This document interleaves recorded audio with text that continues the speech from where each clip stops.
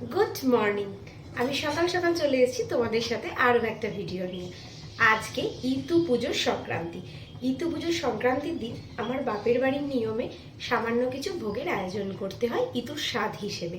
তাই সকাল সকাল চান করে উঠে আমি রেডি করে নিচ্ছি ঠাকুরের জন্য কিছু ভোগ। আমার সঙ্গে থাকো আর পুরো ভিডিওটা দেখতে থাকো। পায়েসের জন্য গোবিন্দভোগ চাল নিয়ে নিয়েছি আর দুধ ফুটতে বসিয়ে দিয়েছি। চলো আমি সবজিটা কেটে আসছি। পোলাও বসিয়ে দিয়েছি, সাথে পায়েসও চলছে, আরো ভাজাভুজিও হবে।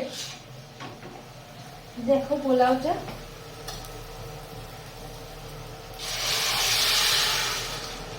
পোলাওতে গরম জলটা ঢেলে দিলাম। এবার একটু পায়েসটা নেড়ে দেব, কারণ যতক্ষণ না চাল সেদ্ধ হচ্ছে এভাবে নাড়তেই থাকতে হবে।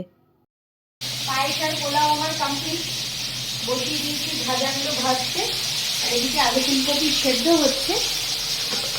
দেখ, আলু ফুলকপি সেদ্ধ হচ্ছে, আলু ফুলকপির তরকারি।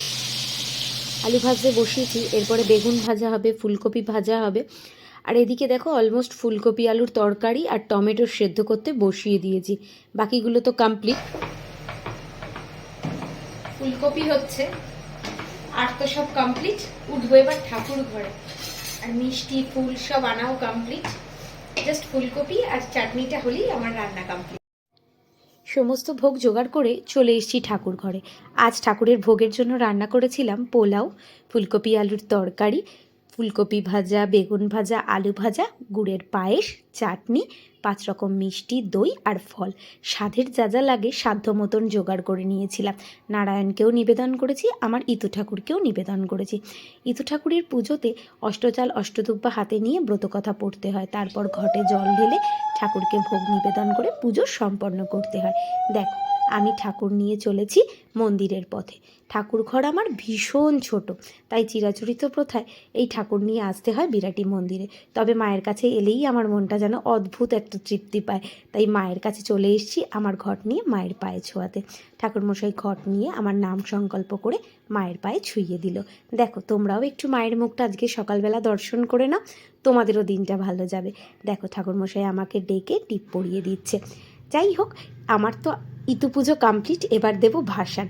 21 বছর ধরে আমি এই পুজো করি। যখন মাধ্যমিক দিয়েছিলাম, মানে দেব তার আগে থেকেই পুজোটা শুরু করেছিলাম। বরাবর মায়ের সাথে এই পুজো করতাম। তবে লাস্ট কিছু বছর ধরে, প্রায় 5-7 বছর ধরে আমার বাড়িতেই মা আসতো এই পুজোটা দিতে। দেখো, কথা বলতে বলতে পুকুর ঘাটেও পৌঁছে গেছি। এবার বিসর্জন দেব। এটা বিরাটি মন্দিরেরই পুকুর ঘাট। তবে এবছর মায়েদের কালাসুচ পড়ায় আসতে পারেনি, তাই আমি একা হাতেই সবটা জোগাড় করেছি। শরীর বেশ খারাপ ছিল, খুব ভয় ছিলাম পুরোটা পারবো কিনা। ঠাকুরের নাম নিয়ে সবটা জোগাড় করে ফেলেছি সুন্দরভাবে। দেখো, এবার ঠাকুরকে বিসর্জন দিয়ে সূর্য প্রণাম সেরে বাড়ি যাব শান্তির জল নিয়ে। তোমরা কে কে ইতু পুজো করেছো আমাকে কমেন্টে জানাও, আর ইতু ঠাকুরের ছবি দাও। চলো, টাটা।